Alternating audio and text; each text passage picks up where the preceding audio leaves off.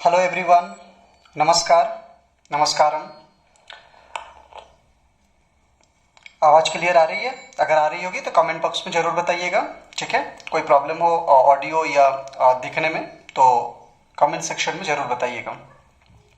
तो चलिए, बहुत दिन के बाद, एक मिनट। हाँ, तो बहुत दिन के बाद हमारा वीडियो अपलोड हो रहा है और इसके पीछे कई वजह हैं। हमारे पास तकनीकी सुविधा उतनी अच्छी नहीं थी कि मैं रेगुलर वीडियो अपलोड कर सकूं। ठीक है, कोई बात नहीं। तो अब लगातार आप कांटेक्ट में रहें या लगातार हमसे जुड़े रहें। तो बेसिक कॉन्सेप्ट पे ही बात करेंगे। आज का जो हमारा मैथ्स का जो पेपर होगा वो भी बेसिक कॉन्सेप्ट पे ही होगा। तो आज हम लोग बात करेंगे बेटा, एक बहुत ही शानदार चैप्टर है जिसका नाम है सर्कल।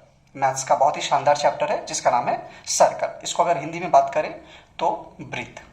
ठीक है बेटा, एक बात याद रखिएगा कि जब भी आप पढ़ाई करें तो कोशिश करें कि दो भाषाओं पर कमांड बनाने का, अंग्रेजी माध्यम या हिंदी माध्यम, लेकिन शब्दों को बहुत अच्छे से पकड़ने की कोशिश करें। तो सर्कल और जिसको हम लोग हिंदी में बोलते हैं वृत्त, आराम से समझेंगे, पहले समझ लेंगे और उसके बाद बेसिक से लेकर एडवांस तक बात करेंगे। तो सबसे पहले अगर वृत्त है क्या, अगर इस पॉइंट पर बात किया जाए कि ये जो सर्कल है वो है क्या, अगर इस पर बात करें हम तो बहुत सिंपल सा बात है। देखिए, एक पॉइंट होता है, कहानी को समझिएगा। एक पॉइंट होता है, ये एक पॉइंट है। ठीक है, अब ये जो पॉइंट है, अगर इस तरह से हम लोग हजारों पॉइंट या सैकड़ों पॉइंट को आपस में जोड़ दें तो क्या बनेगा बेटा? एक लाइन बनेगा। ठीक है, एक लाइन बनेगा, या फिर आप रे कर लीजिए या फिर इसको लाइन सेगमेंट कह लीजिए, जो भी आपको कहना है। लेकिन अगर कोई एक रेखा है, अगर कोई एक लाइन है, तो इसका मतलब इस लाइन में बहुत सारे पॉइंट्स हैं, ग्रुप ऑफ पॉइंट्स। तभी तो हम किसी भी लाइन पर एक पॉइंट ले लेते हैं। ए, यहाँ पर हम एक पॉइंट ले सकते हैं। बी, यहाँ पर एक पॉइंट ले सकते हैं। सी, क्योंकि ये जो लाइन है इस पर कई पॉइंट्स है। अब जब इस लाइन को हम मोड़कर एक गोल आकृति देंगे, ठीक है, एक गोल, इसको हम क्या किए, हम एक लाइन को लेकर के इसको हम गोल कर दिए, मोड़ दिए। इस पॉइंट से को इस पॉइंट के साथ घुमा कर टच कर दिए। ठीक है, समझ में आ रही है बात? एक कोई रेखा है और इसको क्या किए हम, पॉइंट को, ये पॉइंट और ये पॉइंट को हम क्या किए, घुमाकर आपस में टच कर दिए। तो ये क्या बन गया? देखिए इस डायग्राम को, ये डायग्राम देखने में कैसा लग रहा है? अगर आप कहेंगे ये वृत्त है तो मैं कहूंगा नहीं, ये वृत्त नहीं है, ये वृत्त के जैसा दिखने में है। ठीक है, लुकिंग लाइक अ सर्कल। ठीक है, इट इज क्या है, ये वृत्त के जैसा दिखने में है, वृत्त के जैसा, वृत्त नहीं है। तो वृत्त का खास बात क्या होता है? अगर हम इस चीज को समझें बहुत ध्यान से, तो ये पहले इस डायग्राम को बात करते हैं। ये जो वृत्त के जैसा देखने में जो चित्र है, जो फिगर है, जो डायग्राम है, इस डायग्राम में भी बहुत सारे पॉइंट्स हैं। समझ में आ रहा है आपको? That is group of points. इसमें बहुत सारे पॉइंट्स हैं। हम यहाँ पर एक पॉइंट ए ले सकते हैं, हम यहाँ पर एक पॉइंट बी ले सकते हैं, हम यहाँ पर पॉइंट एक सी ले सकते हैं, हम चाहे तो यहाँ पर पॉइंट एक डी ले सकते हैं। इसमें बहुत सारे पॉइंट्स हैं। ठीक है, लेकिन ये सर्कल कब होगा? ये वृत्त के जैसा देखने में है, ये वृत्त नहीं है, लेकिन ये वृत्त होगा कब, ये सर्कल कब होगा? ये एक बहुत ही बेसिक कॉन्सेप्ट है जो आपको जानना चाहिए। तो यहां पर देखते हैं, यहां पर मैंने गोल आकृति बनाई।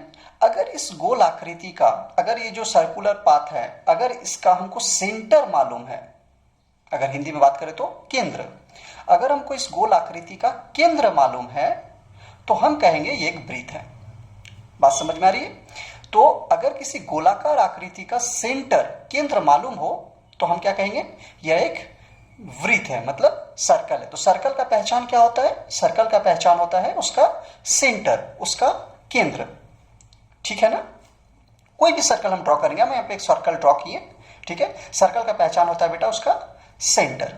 इस सेंटर का आप नाम दे सकते हैं। आप इस सेंटर का नाम ओ दे दीजिए, ए दे दीजिए, बी दे दीजिए, जो भी आपको देना है, लेकिन एक सेंटर होगा एक सर्कल में जो उसकी पहचान होती है।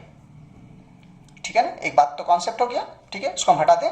चलो बेटा, इसको हम, ये लीजिए, इस पेज को हम हटा दिए। अब आते हैं दूसरे पेज पे। फिर से जब भी हम शुरुआत करेंगे तो इस बात को हम दोहराएंगे ताकि यह बात आपके दिमाग पर बैठ जाए अच्छे से। क्या, कौन सी बात? कि एक वृत्त की पहचान, एक सर्कल की पहचान, बेटा बोल दो, क्या होता है? सेंटर। एक सर्कल की पहचान उसका सेंटर होता है। ठीक है, ठीक है। तो एक बात तो ये हो गई। दूसरी खास बात क्या होती है? दूसरी खास बात ये होती है, जैसा कि मैंने आपको ड्रॉ करके बताया था, कि ये जो गोलाकार आकृति है, ये जो गोलाकार आकृति है, इस गोलाकार आकृति में बहुत सारे पॉइंट्स हैं। आप एक पॉइंट यहां ले सकते हैं ए, एक पॉइंट यहां ले सकते हैं बी, आप यहां एक पॉइंट ले सकते हैं सी। इस गोलाकार आकृति में बहुत सारे पॉइंट्स हैं। अब एक मिनट, ठीक है, दिखाई दे रहा है आपको? ये इस गोलाकार आकृति में बहुत सारे पॉइंट्स हैं। अब हर एक पॉइंट का जो डिस्टेंस होगा वो केंद्र से इक्वल होगा। ये वृत्त का दूसरा खास बात है।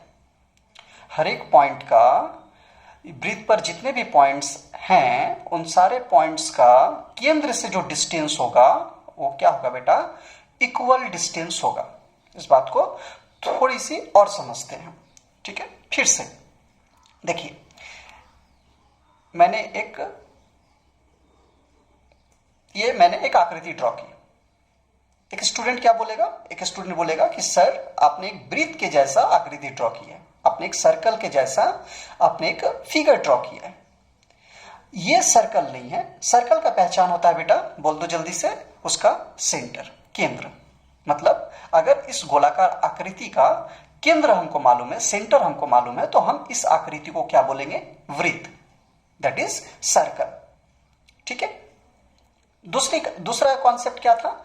दूसरा कॉन्सेप्ट था कि ये जो गोलाकार आकृति है, इस गोलाकार आकृति में बहुत सारे पॉइंट्स हैं, क्योंकि मैंने आपको बताया कि कोई भी लाइन होता है वो उसमें ग्रुप ऑफ पॉइंट्स होता है ना, और उसी लाइन को हम लोग मोड़ करके गोल कर सकते हैं।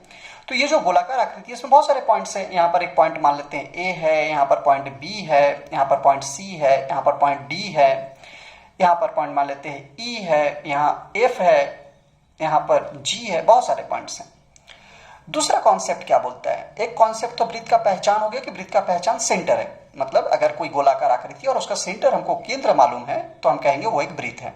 दूसरी खास बात कि उस जितने भी वृत्त पर जितने भी पॉइंट्स हैं, जो भी अनगिनत पॉइंट्स हैं, उन सारे पॉइंट्स की दूरी केंद्र से इक्वल होगी। मतलब ए पॉइंट से इस केंद्र की जो दूरी होगी उतना ही दूरी बी पॉइंट से इस केंद्र की होगी। ठीक है, उतना ही दूरी सी से लेकर के इस केंद्र के बीच की दूरी होगी, उतना ही दूरी ई पॉइंट से इस केंद्र की दूरी होगी। अगर इस केंद्र का नाम ओ दें तो हम कह सकते हैं कि एओ की जितनी दूरी है, एओ का जितना डिस्टेंस है उतना ही डिस्टेंस बीओ का है, उतना ही डिस्टेंस सीओ का है, उतना ही डिस्टेंस ईओ का है, उतना ही डिस्टेंस एफओ का भी होगा, और उतना ही डिस्टेंस बेटा जीओ का भी होगा। बात समझ में आ रहा है? मतलब केंद्र से ये सारी दूरियां, ये सारे डिस्टेंसेस जो है वो क्या होगी? आपस में इक्वल होगी। ये दो कॉन्सेप्ट जो आपको बहुत अच्छे से जानने चाहिए और बिना किसी डाउट का, पूरी विश्वास के साथ। एक कि गोलाकार आकृति का अगर मुझे केंद्र मालूम है तो हम उस आकृति को वृत्त कहेंगे। दूसरी खास बात कि जब भी कोई गोलाकार आकृति होती है, कि जब भी हम कोई सर्कल ड्रॉ करते हैं तो उस पर बहुत सारे अनगिनत पॉइंट्स होते हैं, और ऑन द सर्कल, वृत्त पर जितने भी पॉइंट्स लिए गए हैं वो सारे पॉइंट्स केंद्र से इक्वल डिस्टेंस उन पॉइंट्स का होगा। ठीक है, ये दो खास बात जो आपको जानने चाहिए। ठीक है, चलिए अब इसको हम हटा देते हैं, इस पेज को हटा देते हैं। अब आते हैं तीसरे पेज की तरफ। देखिए, अब थोड़ी सी आपको आसानी होगी समझने में। अगर मैंने एक आकृति ड्रॉ की, आकृति ठीक से ड्रॉ नहीं हो पा रही है, क्या करूं? अच्छा रुकिए, इसको हम चेंज कर देते हैं, चेंज कर देते हैं बेटा। ठीक है, हाँ, ये मैंने एक आकृति ड्रॉ की। ये आकृति देखने में कैसा है? वृत्त के जैसा है। अब आप तुरंत आराम से बोल सकते हैं कि सर इसका केंद्र मुझे मालूम नहीं है। अगर आप इसका केंद्र पता कर ले, मान लेते हैं यह केंद्र है और इसका नाम O है, तो अब हम कहेंगे ये जो आकृति है, यह जो फिगर है, उसका नाम है वृत्त, सर्कल। मान लेते हैं इस वृत्त पर एक पॉइंट है A, ठीक है, और O से लेकर के A का जो डिस्टेंस होगा, और यहां पर पॉइंट B मान लेते हैं, और O से लेकर B का जो डिस्टेंस होगा, वो दोनों डिस्टेंस आपस में क्या होगा, इक्वल होगा, ठीक है। तो O से लेकर के A तक ये जो डिस्टेंसेस आप देख रही है, जो मैंने लाइन खींचा है, इसको बोलते हैं हम लोग त्रिज्या। यहां पे लिखते हैं बेटा, इसको बोलते हैं त्रिज्या। अगर अंग्रेजी में बात किया जाए तो इसको बोलते हैं रेडियस, ठीक है। इसको क्या बोलते हैं,